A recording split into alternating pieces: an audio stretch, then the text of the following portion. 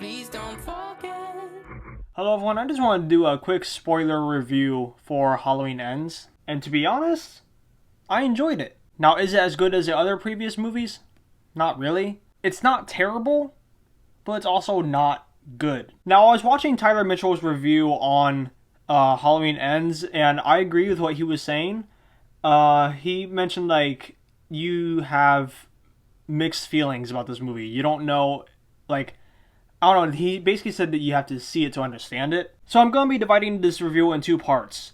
Things I do like and one that I don't like. So again, let me remind you, this is a spoiler review, so if you don't want to get spoiled, go ahead and leave, even though most likely people have already seen it. But if you don't care about spoilers, go ahead and continue anyway. Also, I forgot to tell y'all that I was planning to do a video similar to my Birds of Prey movie review, but if I were to show too much on Halloween Ends, I probably would have gotten copyrighted. So I'm just doing this how I normally do, so enjoy. I don't like how Corey was basically the Wish brand Michael Myers the whole movie. Now, I understand why he went the way he did.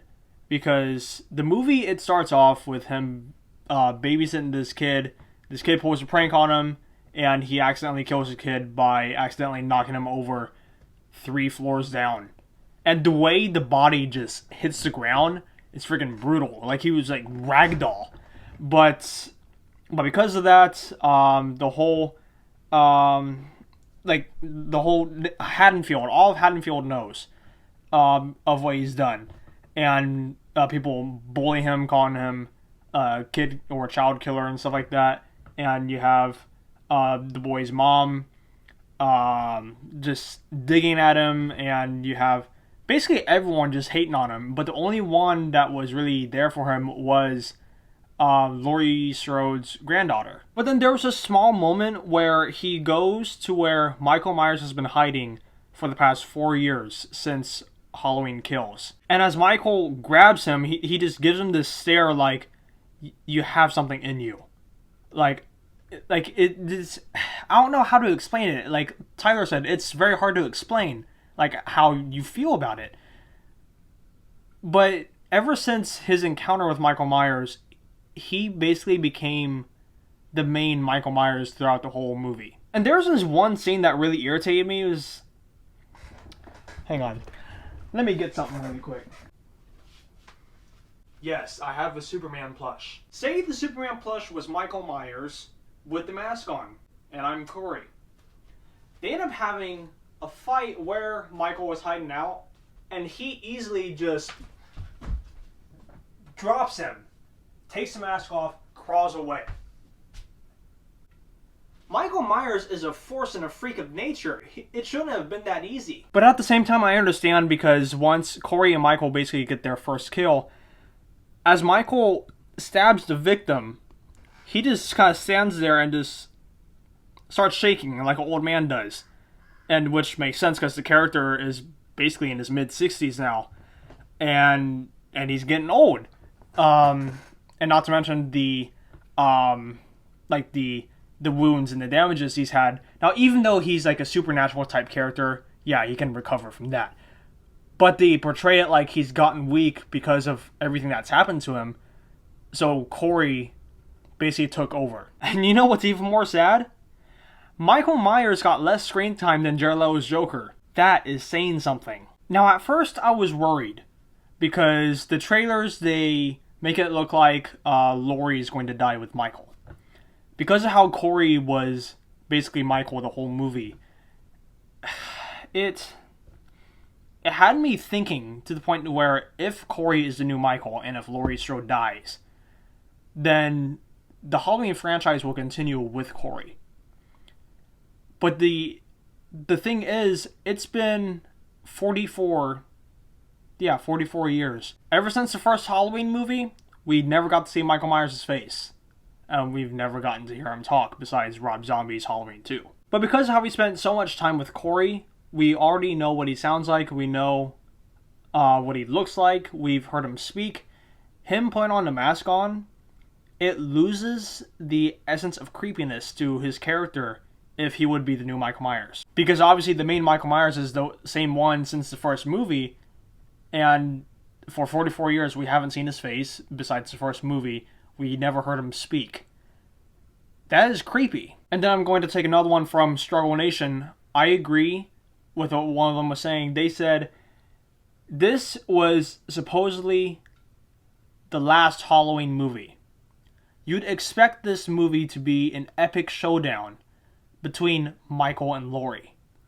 But the whole movie was just Corey going through his issues. Corey and Laurie Strode's granddaughter having this relationship throughout the whole movie, while Corey's going on a rampage.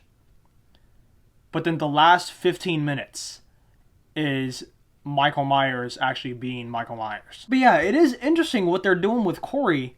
I thought he was an interesting character, but the fact that we spent the whole film with him and less time with Laurie and Michael, it doesn't feel like it could have been the last Halloween movie. But now let's get into the things I do like. The kills in this movie are brutal. Like, there was one where he took a friggin' blowtorch and just basically just blowtorched this guy's face. Well, Corey did. And so many different events happened. And there was one where he did it to a radio DJ where he slammed his face into the desk, took friggin' scissors, and cut the dude's tongue off. But as soon as we cut to Laurie Strode's granddaughter listening to the radio, you hear the record skipping over his tongue. It's like, golly, man, that is brutal. And I appreciate that one of my favorite alternative rock artists named Johnny Goth, one of his songs was put in Halloween Ends. It was during Corey and Laurie Strode's granddaughter's scenes. Because for those that do not know, Johnny Goth was Jared Leto's stand-in as the Joker in Birds of Prey. That's how I knew him. But as soon as I started listening to his music, I got so addicted. I loved his music.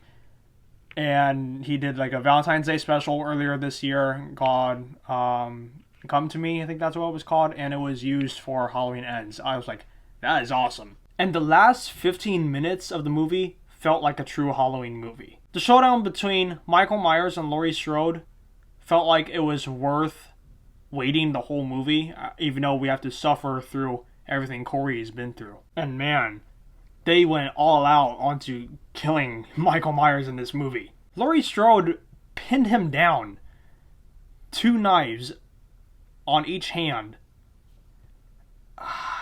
and then pulls down a friggin' fridge onto his legs as he's like pinned down onto a friggin' I don't know if it's a table or a counter, I'm not entirely sure, but like they made sure he did not survive this. Like, it showed that they went through for the throat, they went for his wrists, they made sure he bled out, they made sure he did not survive. And how do they top it off?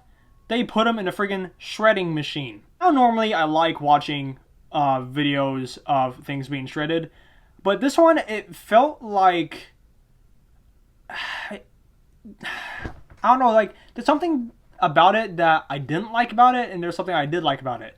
The thing I did like about it was that they finally got him after all these years. But the thing I didn't like was that because of how Michael Myers was such an iconic character through the years, it kind of makes you go like, man, like he's like, that hurts. It hurts seeing that. But yeah, this movie, it was not perfect. It did have good things and a lot of things that probably would have been changed.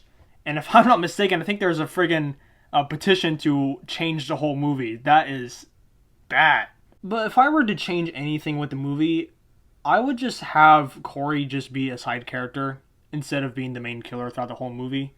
Because, like I said, if you're expecting this movie to be the final showdown, or the last Halloween movie as they're putting it, you'd expect it to be Michael Myers planning everything out, or like reserving energy and strength to go after Laurie. But that doesn't really happen. Like, there's a lot of things that they could have done different with this movie. And by the way, if you've noticed that it got bright in here, it's because the sun just came up. But yeah, would I recommend the movie? Yeah, I'd say go ahead and watch it because it's the last Halloween movie. If you want to see how it ends, definitely go ahead and see it. Will it be your favorite?